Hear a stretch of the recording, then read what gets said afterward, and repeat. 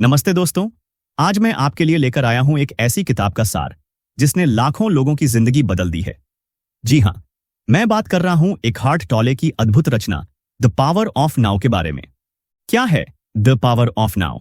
The power of now कोई आम self help book नहीं है।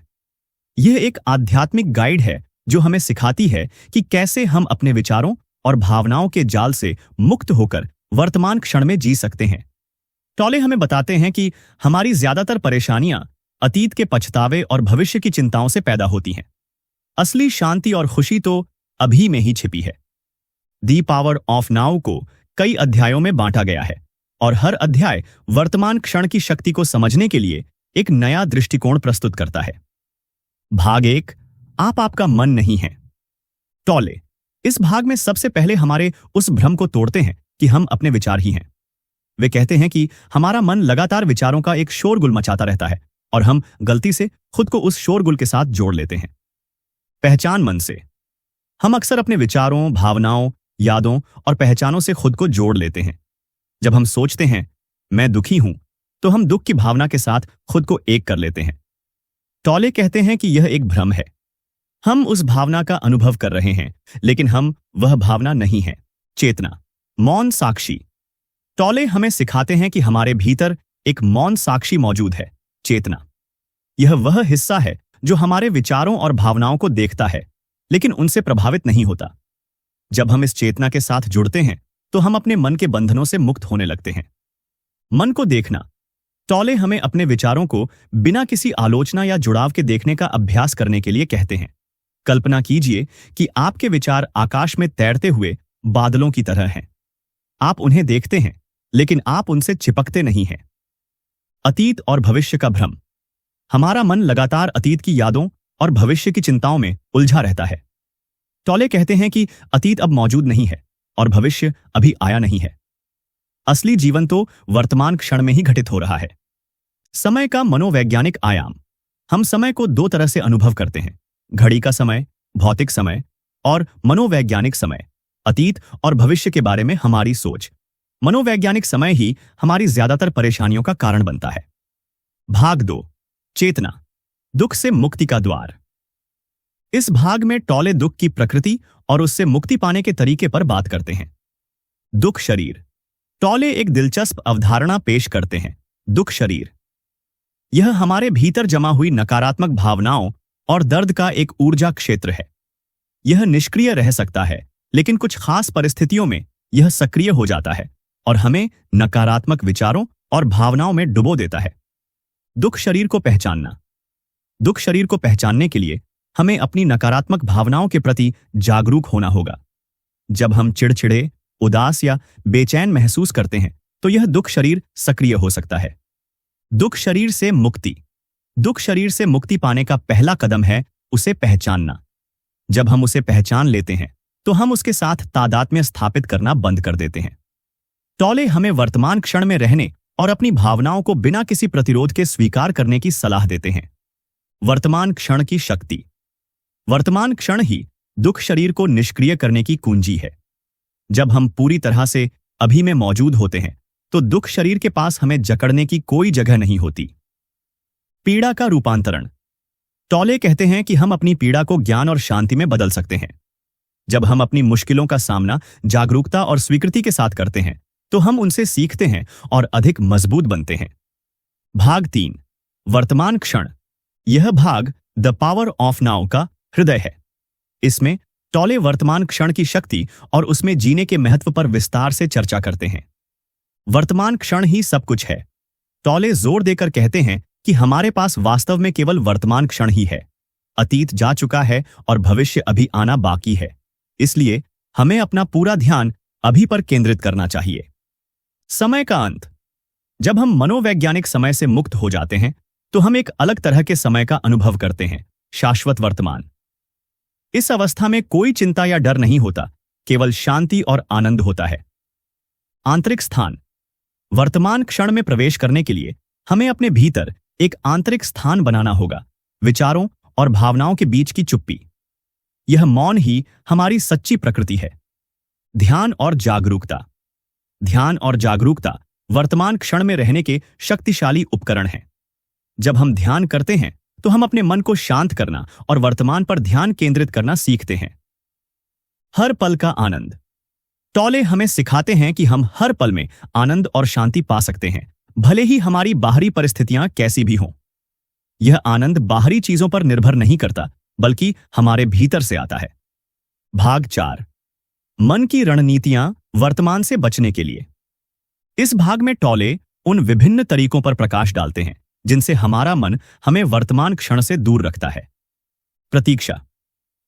हमारा मन अक्सर भविष्य में किसी खास घटना का इंतजार करता रहता है, यह सोचकर कि तभी हमें खुशी मिलेगी। टॉले कहते हैं कि यह एक जाल है, असली खुशी तो अभी में ही मौजूद है। पहचान। हम अपनी पहचान अपनी नौकरी, रिश्तों, संपत्ति या सामाजिक स्थिति से जोड़ लेते हैं।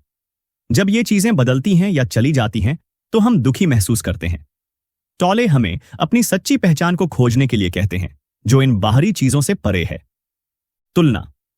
हमारा मन लगातार दूसरों से हमारी तुलना करता रहता है, जिससे ईर्ष्या और असंतोष पैदा होता है। टॉले हमें यह समझने में मदद करते हैं कि हर व्यक्ति अद्वितीय है और अपनी यात्रा पर है। विरोध। जब हम वर्तमान क्षण का विरोध करते हैं तो हम अपने भीतर तनाव और अशांति पैदा करते हैं। टॉले हमें हर चीज को स्वीकार करने और हां कहने की शक्ति सिखाते हैं। इसका मतलब यह नहीं है कि हमें हर चीज पसंद करनी है, बल्कि यह है कि हमें वास्तविकता को स्वीकार करना है। समस्या निर्माता मन।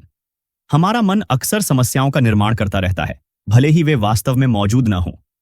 यह हमें व्यस्त और महत्वपूर्ण महसूस कराता है, लेकिन यह हमें वर्तमान क्षण से दूर भी रखता है। भाग 5, स्वीकृत समर्पण।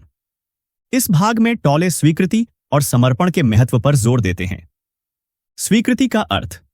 स्वीकृति का मतलब है वर्तमान क्षण को बिना किसी विरोध के स्वीकार करना।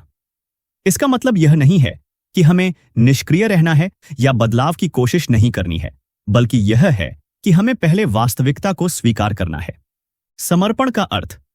समर्पण का मतलब है आंतरिक प्रतिरोध को छोड़ देना और जीवन के प्रवाह के साथ बहना।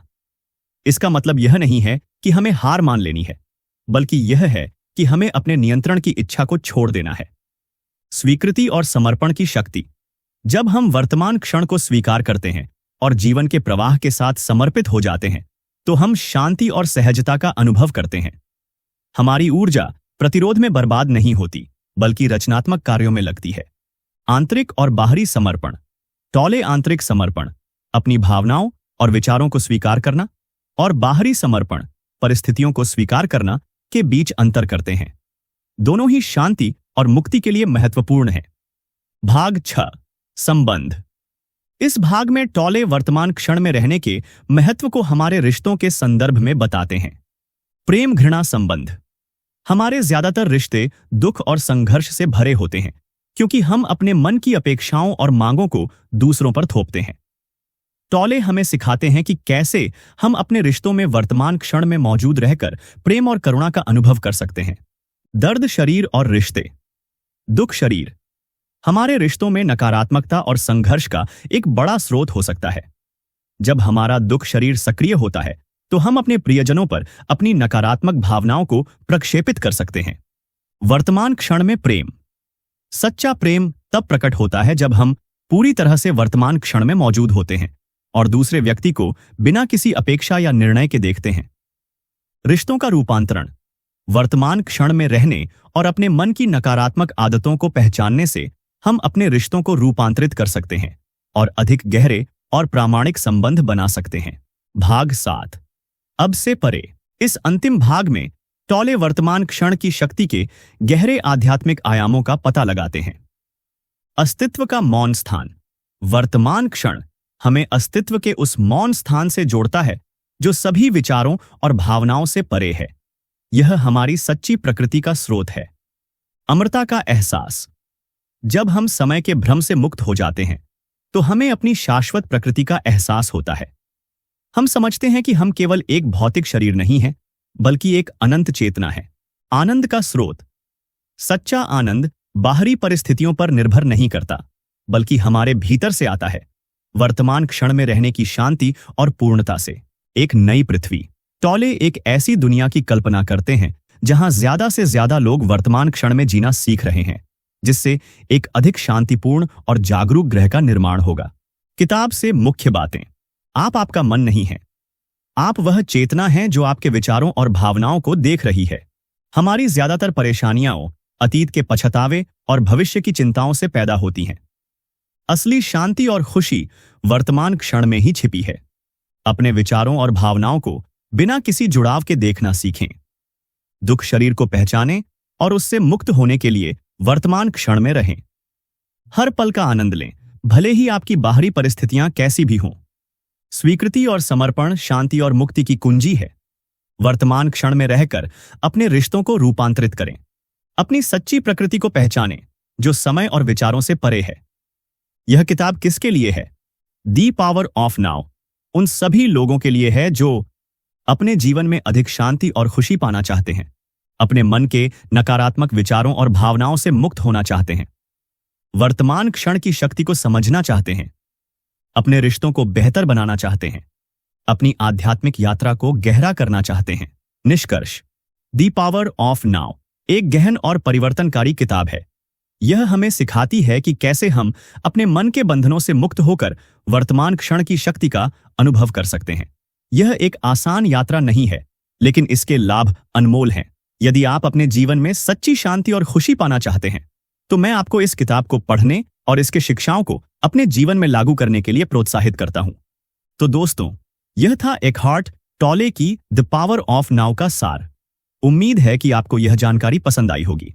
अगर आपके कोई सवाल हैं तो कमेंट सेक्शन में जरूर बताएं। और हां, अगर आपको यह वीडियो पसंद आया हो तो इसे लाइक और शेयर करना न भूलें। मिलते हैं अगले वीडियो में। तब तक के लिए वर्तमान में जियो। धन्यवाद।